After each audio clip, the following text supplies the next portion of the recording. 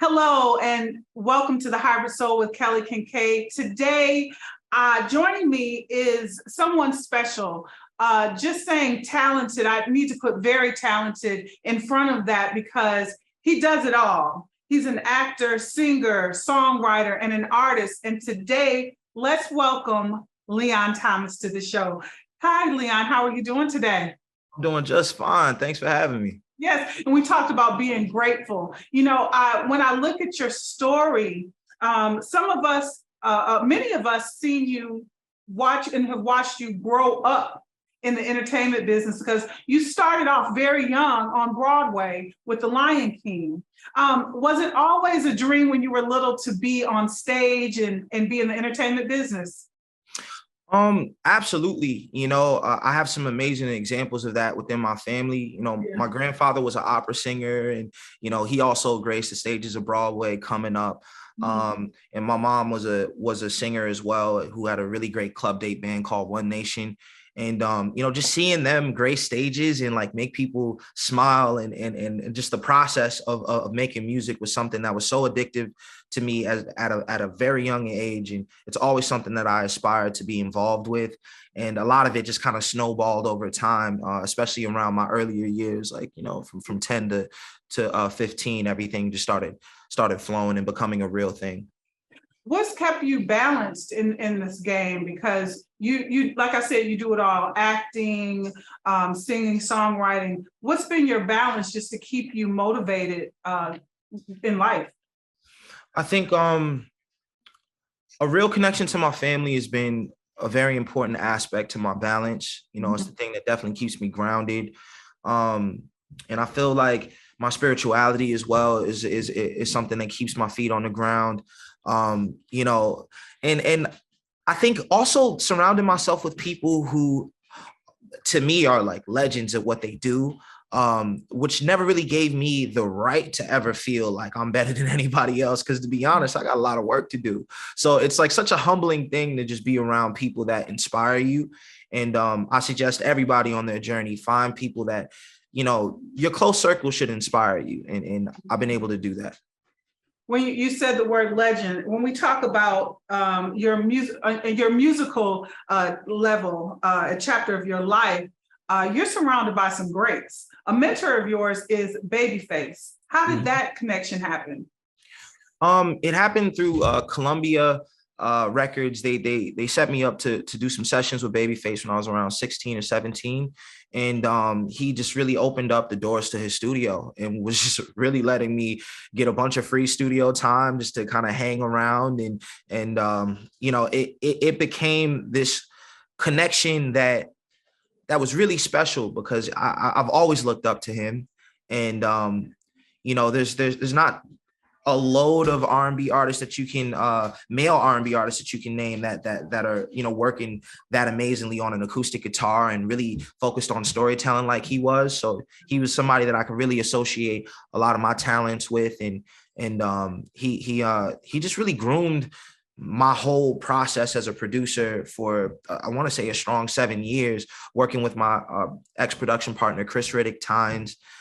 We had a production duo called The Rascals. So kind of as a byproduct of Chris being signed to Babyface, I had full access to a complete legend. And that was such a blessing, like looking back at it all. When I want to go back because you started off, because your entry into the entertainment industry was Broadway, correct? Mm-hmm. So how did we move into music, even with your family, like you wanting to be a part of the music industry? Did it start with singing or songwriting? Well, it started with singing. But my parents ran a independent record label out of our house for like, I want to say 3 straight years. They took all of their savings and built out a studio and invested in artists at that time. So I had an opportunity to like make songs at my house for years before I even got into a professional studio.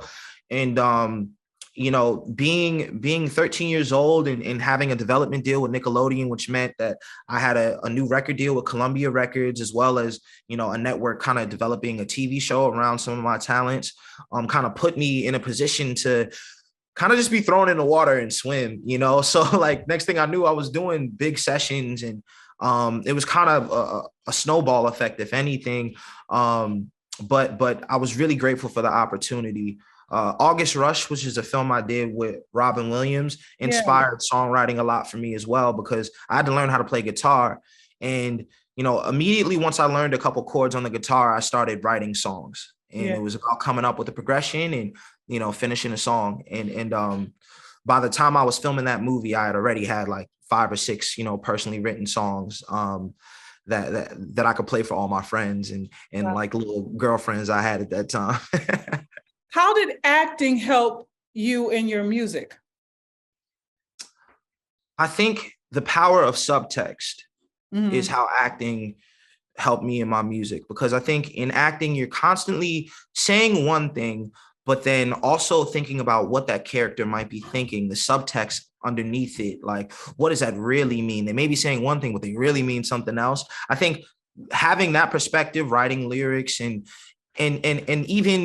even as a producer, you know, like understanding like how important it is to support the art that you're making, like understanding the why behind each song, and sometimes not putting a bunch of things in the track. It's like about really just supporting the story.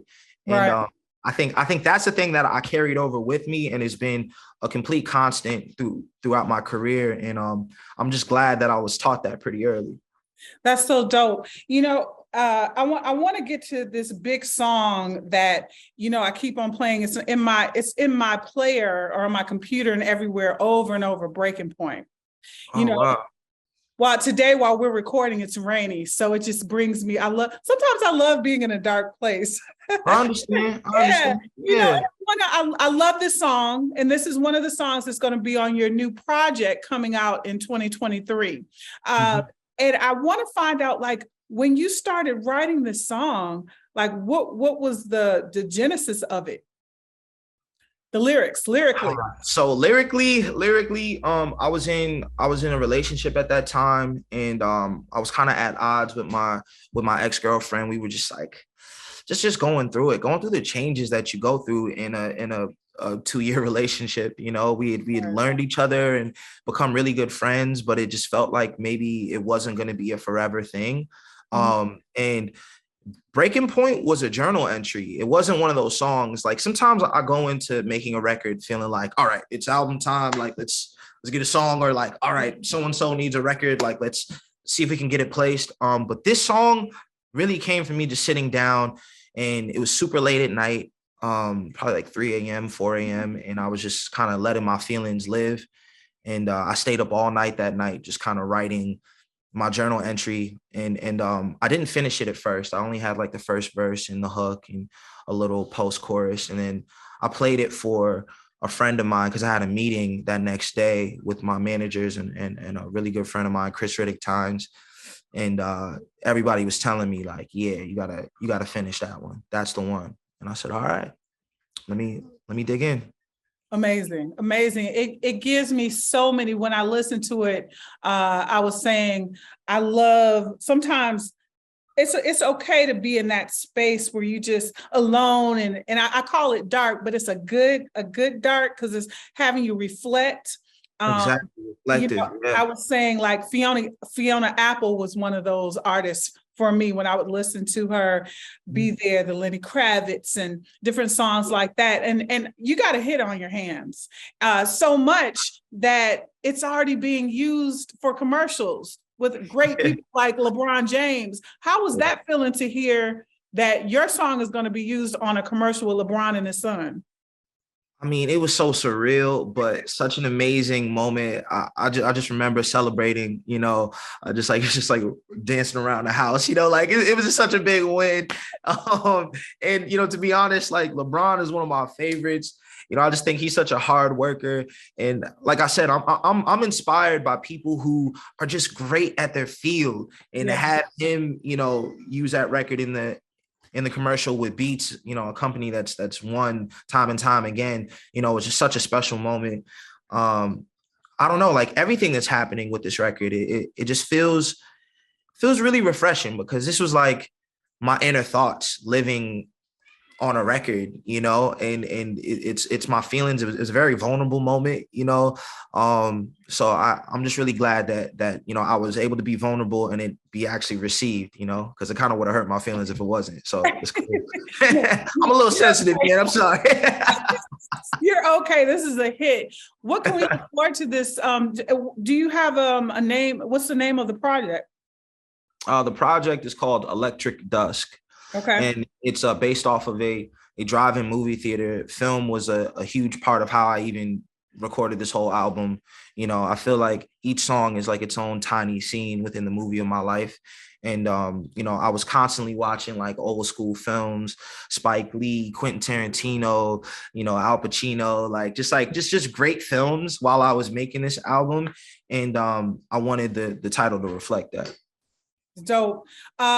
Can you tell us people who you've worked with, or was this something that was just a project you worked on your own? Well, yeah, I had some great collaborators. I worked with a buddy of mine, Childish Major, who's worked with SZA and Rick Ross and a bunch of people. Yeah. And then I also worked with Axel Foley, who worked with Kendrick Lamar a bunch. And for like Good Kid, Mad City and Schoolboy Q with Collard Greens. And then I think the rest of it was just more so a lot of my friends, like great musicians that I would collaborate with to just heighten a lot of the tracks. Jerry, Ali, and then also Don Mills and Coleman for Breaking Point. And then the rest of it was kind of me just like playing my instruments and doing my own thing and building it out. When you finished the last song of this project, what was one word that could talk about? What was the word that you felt when you were finished? Finally, because it was like 3 years. I think it was 3 years of like having a version of it, and then I went through some stuff. I'll just be real. Like I signed to a company that kind of like held the project for a little bit, and I wasn't sure if I was gonna be able to put it out because I split ways with that company. And that was really scary because it was like, this is art that I worked on for years, and I wasn't sure if I was going to be able to actually get it out there on the marketplace. So God really had my back in the end, and my lawyers fought their hardest, and I was able to walk away with it, and here we are today, man. I'm just so thankful that I could actually share this music with y'all, because it's been a journey. Very good. Starting out with you talked about being in August Rush and starting to learn the songwriting stuff. And I want to drop a few names that you have worked with and written for. And let me start first that you are a Grammy Award winner with Babyface, which is very impressive. But you've worked with some great people, Ariana Grande, Drake, Giveon, and Post Malone. What did you always say? Did you always think I'm going to put my music out too? Well, yeah. But I mean, I was also working with people who were signed. So like, that's like, I'll be honest, like the independent mission, when I dropped Genesis, I did it independently. And what I realized is that I had a record that was at radio and that was being featured on Insecure, and I didn't have any money to put behind it to market the thing. And it was my first time realizing, I was like, oh, there is like a process like behind the scenes where like money really matters in order to like make sure that this record, makes it to a certain level and is seen by the right amount of people. And I wanted to put my music out for sure, but just knowing those facts, I always felt like God's timing was going to be what mattered over everything else, over everybody else's opinions, because I mean, even my own opinions, it's like, was I ready as a human being mentally to take what comes with high level success? Yeah. And I've went through such a spiritual journey, an internal journey, and I've changed so much over the years and learned so much. I'm just happy that I'm at a position now where I can put music out and actually like be able to smell the flowers while I go on this journey and not be in my head worried about certain things. I think it's real easy to overthink. So I feel like, well, I wanted to find out the process of making Genesis to Electric Dust was a journey. Was there any thoughts of not putting out another project before that? Like, what kept you motivated to make more and do more to go to the next level? I think as an artist, music is therapy for me, you know, like as a human, I should say, music is therapy for me. So like, I'm always going to make music to kind of like mend the wounds of surviving this life, you know? And like, I think once I start playing those songs for people and I see their reaction in an enclosed space, I mean, people with amazing taste and ears for artists that everybody loves. Once I start playing it for them and seeing their reaction, it let me know like, all right, well, maybe I really do need to put this stuff out, you know? Like, I mean, it's obviously, you know, I really wanted to do a service for my fans and you know, make sure that they had something to listen to, but it's really easy to get discouraged at times. But you know, having famous, you know, fans of this stuff was like really like a healthy thing that like kind of put me in a position to like say, you know, I just got to figure this out no matter what, no matter how I feel or like how things work out. Like, I just got to really trust my destiny and trust the fact that, you know, what I'm doing is actually special. Can you share a story from one of your famous fans that gave you some encouragement? I hate that term. Why do I say famous fans? Famous, you know, but it's like celebrities, maybe who is a fan of yours. Yeah. Well, you know, like honestly, even I'll say this: working with Ty Dolla $ign was probably one of the first times outside of like playing my stuff for Ariana or like a couple of the other like celebrities that I've worked with that have heard some of my music personally, like Post Malone and stuff. Ty was like one of the guys who was like, this is fire. Like, this is amazing. And you got to put this out. Before he even had an imprint, he was just like, bro, like you got to, I don't know how you're going to figure it out, but just like, you got to figure this out. Yeah. And I was just kind of floating around, like, you know, doing my thing, writing for other people still. He was like, listen, man, I got this imprint I'm doing with Motown. I'm a huge fan of this music. It needs to, you know, be heard by the world. And I just want to help usher that in if you'd be down. And to be honest, like, you know, he's been one of those people that I really like look back on and just think about how supportive he was so early when people were kind of just still doubting what I could do or if I could do it. Right. And I just appreciate having somebody like him in my corner because it definitely meant a lot. What I was going to say with him in the label is EZMNY, correct? Yeah. EZMNY on Motown. Ty Dolla $ign, I'm a big fan of his too. What's one of your favorite albums? Which Beach House Ty Dolla $ign did you like of his? Well, I always rock with the first one. Okay. Because at that time I was dating a girl who was really into it. So it like almost like reminds me of like a time period. It like takes me immediately from the first song, just like takes me back to a whole time period. Yeah. Is Ty Dolla $ign on this new project? Yeah, he is. We have a song together called Love Jones that came out last year. Yeah. And it's been such a pleasure to work with him. And, you know, we shot the video. It was real fun. And, you know, we performed it at a couple big shows, which was really cool. But I'm looking forward to doing more performances and stuff with him. And we have a lot more songs coming out too. Beautiful. Speaking of videos, is there a video for Breaking Point coming out? We're actually working on it. So I'm filming in like 2 weeks, I think, 2 weeks. And it's gonna be cool, man. I'm just so excited to get out there and really tell that story. I think the treatment is super beautiful, and I'm just hoping that you know, people receive it well. Yeah, I'm looking forward to. Will Leon Thomas be on tour? Will we be promoting this album? How is it going on tour and being on stage to meet with your fans for you?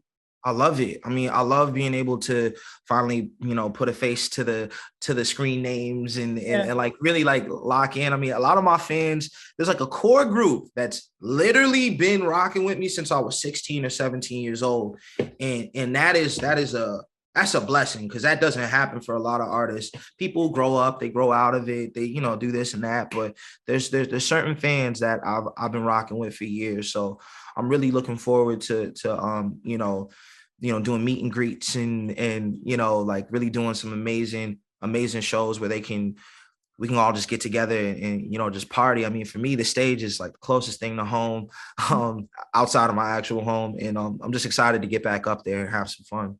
You've grown up in this age of social media. So have you always been comfortable posting and showing a part of your life through the process?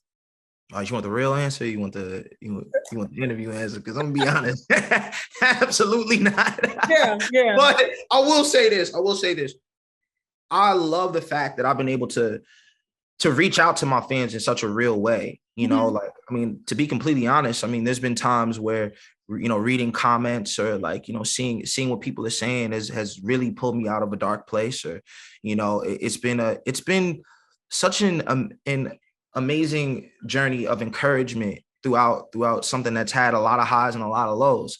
Because I mean, I've been doing this since I was 10, so I mean, that's a long time. It's almost 20 years, so I'm now coming to a point where, I've realized the power of gratitude, and I'm now like, even though sometimes it is uncomfortable for me to be like online every second of the day, I'm really trying to push myself, because I know that people want to see me. They want to interact with me. And we've been in this for years now. So I think it's important for me to not be absent in their lives. I gotta really like lock in and I'm gonna do better. I'm gonna really do my best. It's hard. It is a challenging thing, because it's all a part. It's another tier of promoting your project now, Yeah. I also wanted to ask you, when I go to acting, because you haven't stopped acting. You were on stage with The Lion King, you were on Nickelodeon, and you also were on one of our favorite shows, Insecure, as neighbor Bay. How was that experience with working with Issa and the game? It was amazing, because when I watched the first season and I was a huge fan of the show, I remember sitting in my living room, I was like, I'm going to be on that show. Had no idea how. There was no audition out at that time. I was just like, yep, I'm definitely going to be on there. And what's crazy is that, once I got the audition, I worked super hard on it. And when I did my audition with Issa Rae in the room, I had her laughing in the room, which is really good. It was a good sign. And to find out that I booked the role was amazing. And then from there, like, she just showed so much love to everything that I was on, including the music I was making outside of it. She put my single favorite in one of the episodes. And I don't know, man, I owe a lot to Issa Rae. And I don't think I've told her enough, but she definitely changed my life at that time. It really put me in a position to chase the thing that I love, and also to continue on in the acting space with some real validity. Oh, that's beautiful. So what's next? I know we have Electric Dust coming out, but you're a busy guy, and I know that that's just one thing that you just finished. What's next for Leon Thomas? Well, I think it's really important right now to just market. So, it's just like shows is like a big thing I've been talking about with my team, and, building out the band, and talking with my booking agent. We've been getting some offers for tours, but we're just going to make sure that we get the right one, and that it really puts me in a position to travel as much as possible. I'm trying to get overseas. I feel like Europe is going to be a really good market for me when it comes to a lot of the R&B stuff that I'm doing. And I feel like if I can tour as much as possible in these next 2 years, as well as, maybe book a film and, take some time to really dig back into the acting bag. I think my first process with acting, especially when I take a long time, is I just start reading a lot. So I'm reading a couple books right now. I'm also reading some scripts right now, just to get back into the process of just reading. I know it sounds like crazy, but it's literally such a huge part of what that is. Yeah. And I think from there, like now getting into the process of like absorbing that content and then being able to express it is going to be something that definitely happens this year. And me and my agent, April King, over at William Morris, we're definitely gunning for some big roles this year. So we'll see what's up. We're looking forward to that. And my last question to you, what's your advice to songwriter who really wants to express more and be a singer and an artist. What's your advice to them? And they live in Ohio, Michigan, Middle America, to keep pushing on? I think consistency early on is going to be really important. And community is really going to be important. Finding your musical community and finding ways to like collaborate within the genre that you really love doing. So whether it's R&B, it's like not about trying to go do a record with Beyonce straight out the gate, but like maybe trying to find like an up and coming R&B artist that you can like build with and do a feature for, or even write for. And I think like the more you're kind of like a active member of that genre community, the easier it's going to be for you to start kind of journeying into your artist life, because people are just familiar with what you're on. And yeah, that's my perspective. That's kind of what I've seen work, especially from Eric Bellinger to even Taylor Parks, you know, a really good friend of mine. She has a nice artist career as well. There's so many examples, but yeah, Money Long, yeah.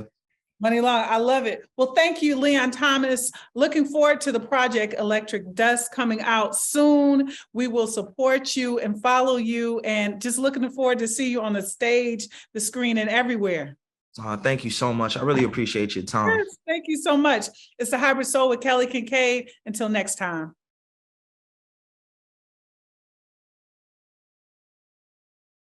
Until next time. Peace.